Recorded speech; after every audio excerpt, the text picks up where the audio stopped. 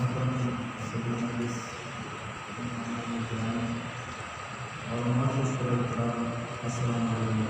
وبرکاتہ۔ سب سے پہلے میں انجینئر صاحب پاکستان کا شکریہ ادا کرتا ہوں اور اس کے مبارکباد پیش کرتا ہوں، کیونکہ اس اہم ایشو اور اس اہم موضوع پر اس سیمینار کا انعقاد کیا۔ اگر ہم دنیا کی 5000 سالہ تہذیب تاریخ پر جائے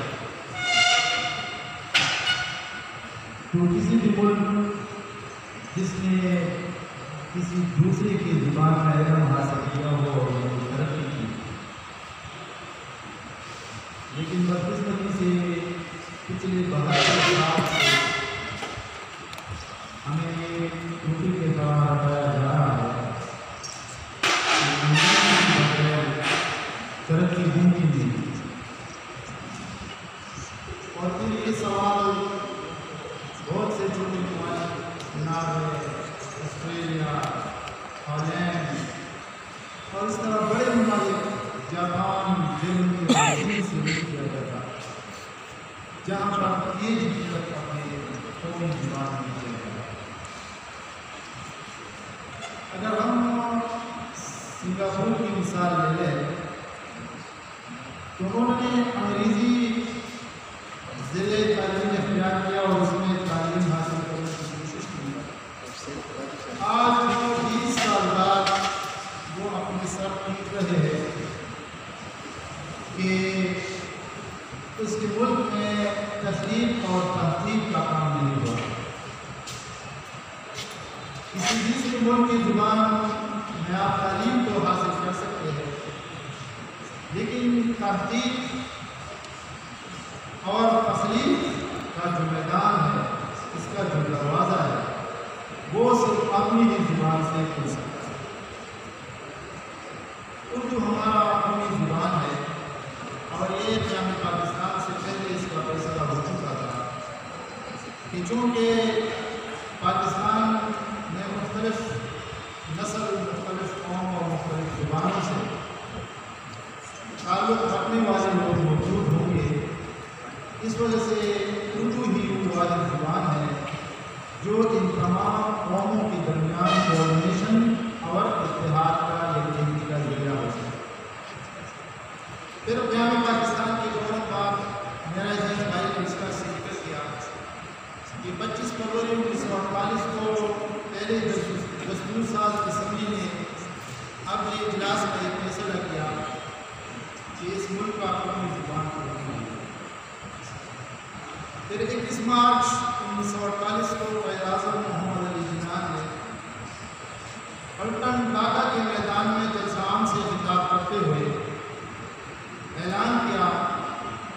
کہ ہمارے پاکستان میں قومی زبان موجود ہے۔ اور پھر 22 مارچ ہی کو ڈھاکہ یونیورسٹی کے کانوکیشن سے اپنے اس اعلان کو اعادہ کیا کہ پاکستان کی قومی زبان جو ہے وہ اردو ہے۔ پھر مختلف دساتیر جو بنے 1956 کی آئین،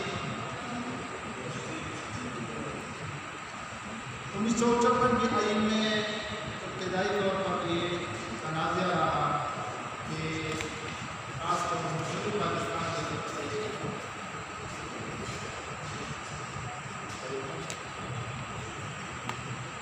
کے چونکہ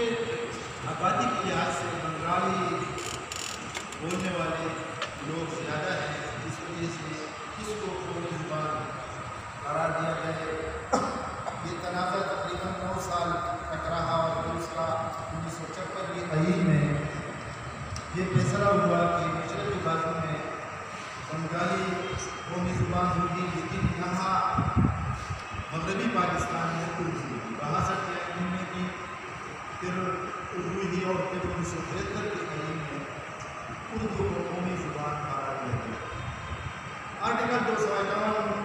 میں حکومت پاکستان کو پابند کیا گیا کہ وہ اردو کو عملی طور پر پورے تمام اداروں میں وہ اس کو نافذ کرے گا قومی زبان کی حیثیت سے۔ لیکن بدقسمتی سے اس کے بعد 42 سال کا عرصہ گزرا، تقریباً 42 43 45 سال کا عرصہ گزرا، لیکن اس آئینی اور دستوری تقاضوں کو پورا نہیں کیا جا سکتا۔ ابتدائی آئین میں 1973 کے آئین میں 3 سال رکھی گئی تھی کہ 3 سال کے اندر اندر اردو کو دفتری زبان بنایا جائے گا۔ 5ویں ترمیم میں اس میں مزید 3 سال کے لیے مزید اس میں رکھے گئے، اور پھر اس کے بعد تقریباً 15 سال مزید اس کے بعد مزید کہا گیا کہ اس 15 سال میں اردو کو قومی زبان کی حیثیت دی جائے گی، دفتری زبان کی حیثیت دی۔ پھر 2015 میں پاکستان کی قوم کی جدوجہد اور آئینی تقاضوں کی تکمیل کے لیے سالہ سال مشق کے بعد سپریم کورٹ آف پاکستان نے اپنے زیر سماعت ایک فیصلہ دیا کہ اردو کو فوری طور پر آئینی تقاضوں کے مطابق دستور کے مطابق نافذ کیا گیا، اور اس وقت وفاقی حکومت نے ان 42 سال میں جو دستوری تقاضوں کو پس پش ڈالا گیا سپریم کورٹ سے معذرت دی، اور اس وقت عادل ججوں کے سامنے یہ وعدہ کیا گیا کہ وہ 3 مہینوں کے اندر اندر اردو کو دفتری زبان بنایا جائے گا، جتنے بھی عدالتی فیصلے ہوں گے، جتنی بھی حکومتی ذمہ داران کی تعلیم ہوگی، وہ اردو میں اس کی کوشش کی جائے گی۔ لیکن بدقسمتی سے پنجاب حکومت نے تو اس سلسلے میں کسی حد تک ایک انٹیپلیکیشن کو کر دیا کہ اس کو دفتری زبان کے طور پر اور جتنی بھی سرکولرز اور جتنی بھی خط و کتابت ہو اردو میں ہو، لیکن باقی تینوں جو صوبے میں اس پر بھی عمل نہ ہو سکا، اور اس سپریم کورٹ کے اس فیصلے کو اور اس دستوری تقاضوں کو اس کی روح کے مطابق نافذ کرنے کی کوشش کی۔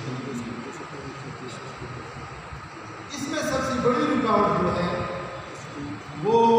بین الاقوامی اسٹیبلشمنٹ کے علاوہ یہاں پر سول اور ملٹری اسٹیبلشمنٹ اور یہاں جو سرمایہ کار ہے وہ اس سلسلے میں جو اس رات میں بہت بڑی رکاوٹ ہے، کیونکہ ان لوگوں کے بچے ہیں جو بیرونی ممالک اے لیول اور او لیول اداروں میں پڑھتے ہیں، اور پھر جو جتنی بھی مقابلے کے امتحانات ہوتے ہیں وہ جو کہ انگریزی میں ہوتے ہیں، ان کی بچی ہی ان اداروں میں ان امتحانات میں آتے ہیں، اور اس ملک اور قوم کی سیاہ و سفید کے مالک بن جاتے ہیں۔